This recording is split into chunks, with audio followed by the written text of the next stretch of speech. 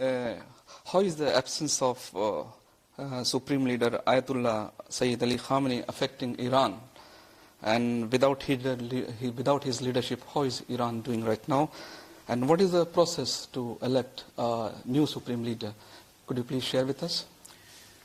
Bismillah ar-Rahman ar-Rahim.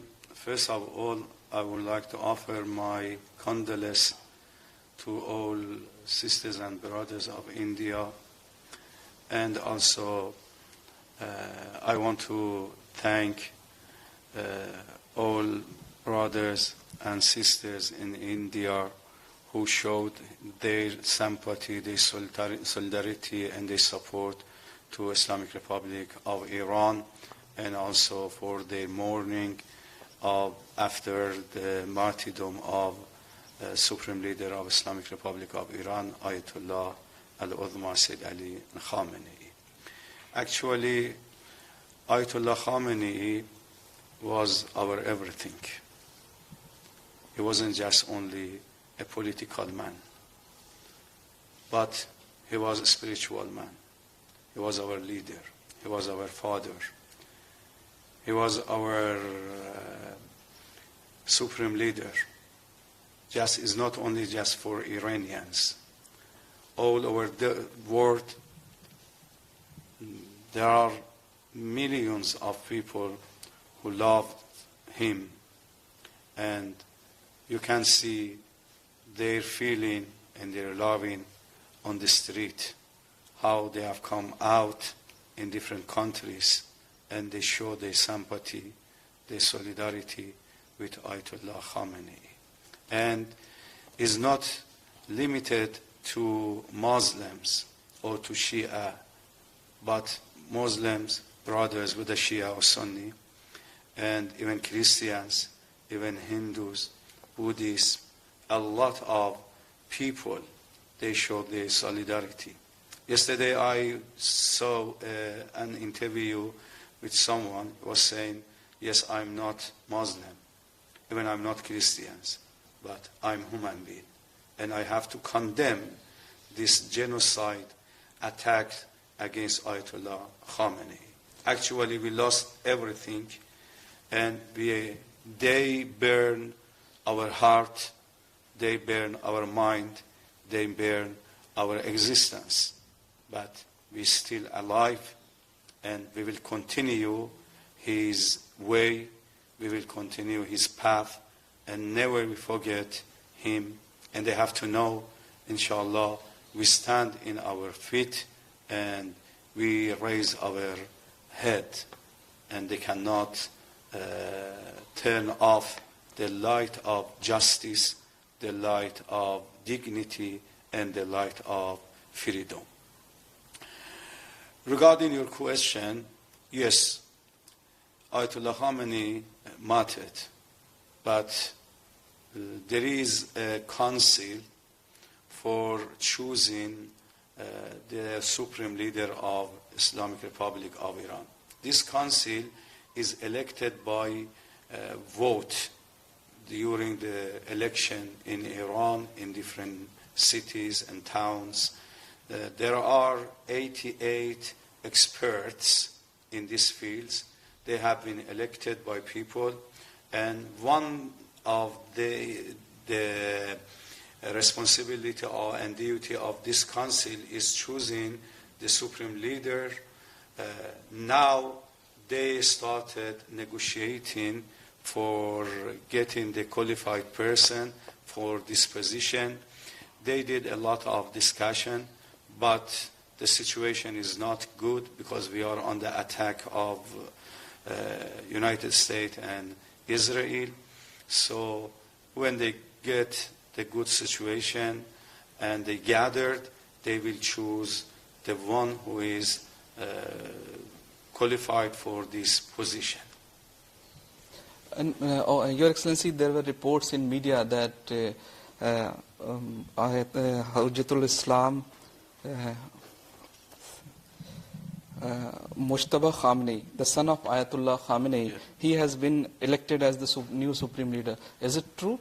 Actually, this news is not true because till now they didn't choose anyone, they didn't nominate anyone, and they are on it, but this is one candidate of that position. There are some candidates for this position. Ayatollah said Mojtaba Khamenei is one of them. It's not because of he's a son of Ayatollah Khamenei, because of his qualification. They want to choose him, but is not finalized, and they are investigating for getting the qualified person for this position. Okay. Is Iran ready to take the risk of publicly naming the new supreme leader, given the Israeli defense minister's threat to target him? Actually, Iran is ready for defense himself. Iran never initiated any war. In the last 300 years ago, Iran never initiated any war. And now also doesn't want to initiate any war. But Iran is defending himself. We were negotiating with United States of America. We negotiated in Oman. We negotiated in Geneva. And we were on the table. We didn't leave the table. But within the negotiating, and while we were negotiating with United States, they attack us. We have to defend ourselves by our dignity, by our power, and by our people. Your Excellency, how unified would be the clerical establishment behind the new supreme leader, especially regarding internal stability and the influence of the Revolutionary Guards? Actually, Iranians are accepted this constitution, and they are ready to accept it, and they apply with it. They voted for 88 experts, scholars, professors, for choosing the supreme leader. Now, when they choose it, they will support him, whomever. They support him, and they obey him, and they follow him, and he will be our supreme leader, and all Iranians, officials, and citizens will accept the choosing of this council. Your Excellency, the US and Israel are continuously targeting multiple cities after the killing of supreme leader and several commanders, including high-level commanders. How much loss Iran can absorb, or how long can it sustain? Where do you think the war is going? Yes, they killed a lot of commanders, they killed a lot of civilians, and they killed a lot of children. They started attacking our schools, girls' schools, primary girls' school. And last week, they attacked one primary school, which the age of that students from 7 to 12 years old. 173 of them have been killed and martyred, as additional to the teachers and staff of that schools. Yesterday also, they attacked some other schools. Day before yesterday, they attacked Gandhi Hospital in Iran, and they killed a lot of children and babies. Day and night, they are killing our civilians. Even in Tehran, in Isfahan, in all cities, they are attacking our civilians. But the people never accept humiliating, never accept the situation, and they define themselves, and up to end of the last drop of blood in our body, we defend ourselves, we defend our dignity. Now, how does Tehran view the role of regional US bases like those in Qatar and Bahrain? Does the Islamic Republic now consider the entire Persian Gulf a combat zone, Don't you think the attacks on the Gulf energy sites are damaging your ties with the neighbors? As I mentioned, from the beginning, we said to our neighbors that we have very, very, very good and tight relationship with our neighbors. And our relation, because we are living in this region, we informed that the foreigners in this region is United States. They are foreigners, they are not from this area. They are from far away. We had, and still we have very, very, very good and tight relationships with our neighbors. Never, ever we want to attack our neighbors' countries. But since America uses these bases in these countries, we don't have any other option for our defense than we attack these bases.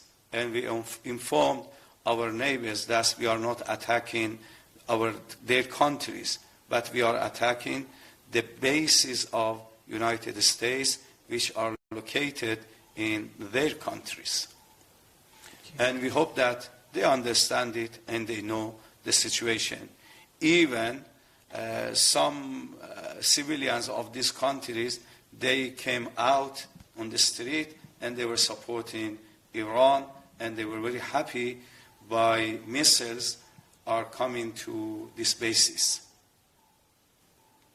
And how do you see this targeting of Iranian ship IRIS Dena in the international waters, which was just returning from India after participating in an international exercise hosted by India? Actually, this is targeting and hitting Iranian ship is against all international law, against all humanity, against all international law. This ship wasn't warship and military ship. They didn't have any type of weapons. They were guests of India, and we thank them for hosting very nicely. They came here for some exercises, maybe, I don't know exactly, but maybe 1 month ago. And they were there, they wanted to go back to Iran, and they were attacked by United States of America. And 80 people of them have been killed, and the board was more than 100. And of course, maybe all of them have been killed. This is against the humanity, against the morality, against the justice. I don't know who are these people killing innocent people. And India has expressed deep concern and called for dialogue and restraint. What are Iran's expectations from India? Given that Prime Minister Modi has close ties with Israeli Prime Minister Netanyahu, can India play a role in de-escalation or mediation to normalize the situation in the region? Actually, we didn't initiate the war. We didn't start the war. And those who started the war, they have to stop it. We were negotiating with United States, but they left the table and they chose attacking us. According to the information from senators, American senators, and a lot of experts from America, they said this is not war between Iran and America, but this war has been chosen by the Prime Minister of Israel. This is the one who encouraged President Trump for attacking Iran, because there is no any interest for United States of this war. Just only they are losing their soldiers. They are losing their weapons. And the American civilians, American people, they have to pay for that by their tax. They are paying their tax to growing and developing America. Instead of that, they are using that money and taxes to support Prime Minister of Israel. And We hope that the other countries, they have to stand in the justice way. And they have to analyze really who is right, who is wrong. And they have to interfere in this issue. And they have to come to both sides and they ask them that they have to stop that. And the conflict doesn't bring security in the regime. Because now this conflict, this crisis, and this war affected all countries. It's not just only Iran or some of our neighbors, but all countries are affected by this conflict. I am sure that the wise people, the presidents, the officials of the countries, they have to gather and they stop this war. You are referring to presidents and leaders of the countries. Could you identify some of the countries who can play a role in it? Oh, yes, of course. In all countries, they can play a lot of role in this issue. All countries, they can do. Although they are suffering, but they keep quiet and they don't say anything. There is something which we have to know it. Please, this is in my mind that United States of America and Israel have right to do whatever they want to do. But if another country wants to defend themselves, they come and condemn that oppressed country.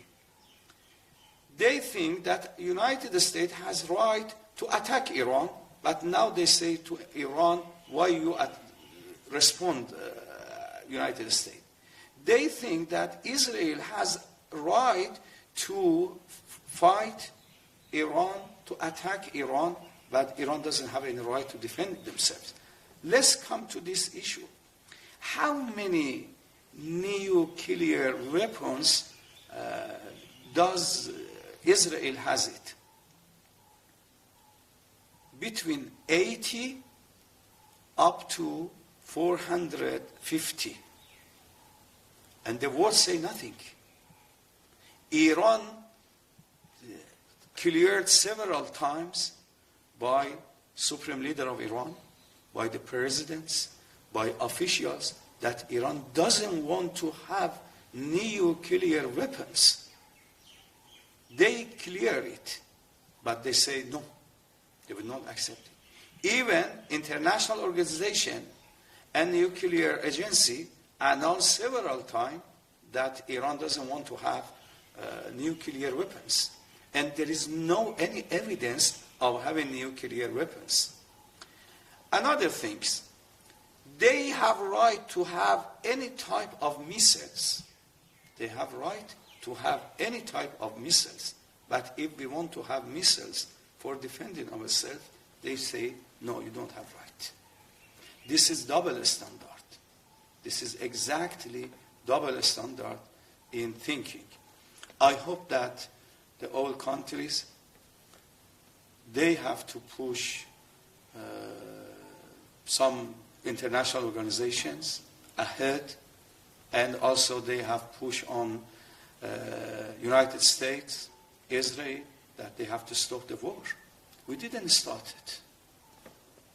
Your Excellency, India is heavily reliant on this waste station energy, and dozens of Indian tankers are stuck with the Strait of Hormuz reportedly closed. Yes. What assurance can the Supreme Leader's office give to the Indian government regarding the safety of Indian tankers and around 9 million Indian nationals living in the Gulf region? Actually, we are very sad for this situation which is created by United States, which is created by Israel. Please, let's be fair that this situation is created by United States. This situation is created by Israel. They have to condemn them. They have to say to them, why you created suffering, problems for our citizens in that area, in Persian Gulf area, in that countries. Why they created this situation that caused to increase in the price of oil, gas. We didn't create this issue. Now still we are defending ourselves. If we be silent and we keep quiet, they damage all Iran. They want to divide Iran to so many parts. They will kill, even if they kill 90 million Iranians, they don't mind. So just only we defend ourselves. I think we have to, as a human being, think about the real thing. We should be wise and we have to be just. Thank you, Your Excellency. You're welcome. Thank you very much. Yes. Please, we had and have still very, very, very good relationship with India. Our relationship is not started last decade. It goes back to 300 years ago. And 300 years ago is very, very strong and cannot be damaged by something easily. Our relationship is more than the age of majority of the countries which already there. Our relationship was a tight relationship between Iran and India started 3,000 years ago. And during the life of Supreme Leader of Islamic Republic of Iran, Ayatollah Sayyid Ali Khamenei, always he was insisting on good relationship between Iran and India.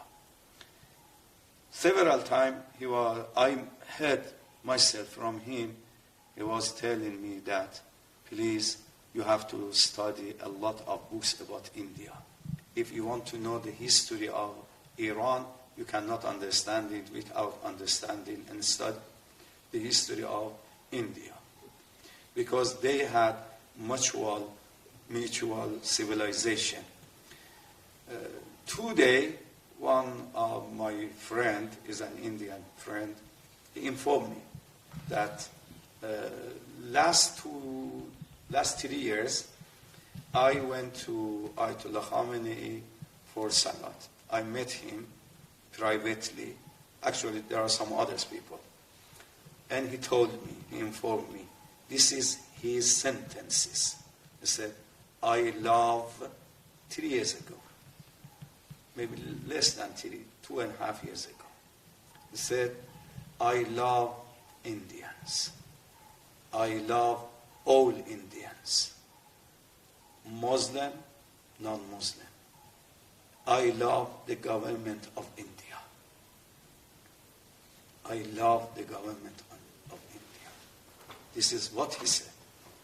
I wasn't at that meeting, but the man who quoted these sentences and statement for me is authentic man.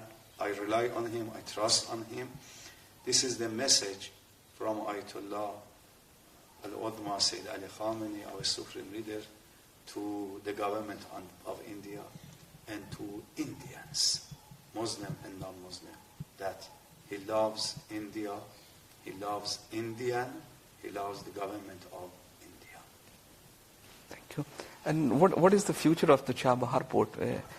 Actually, does India still, Iran is still see India as its primary strategic partner for this gateway? We have very good deal and agreement with India, and we are still on it. We are still on it. I remember myself that several times Ayatollah Khamenei insisted on having good agreement with Indian governments in Chabahar. One of our officials informed me that we had meeting with Ayatollah Khamenei and we talk about Chabahar. He said, you have to give it to them. You have to have very good agreement with Indian government. When I left the office, I was going out, he called me again. And he said, please don't forget what I told you. It should be good agreement, good dealing with Indian government. We are still on it. We hope that after these conditions and this war, we work together, and we will benefit from it, and Indian government also will benefit from it. We have to work on it together. Thank you. Thank you.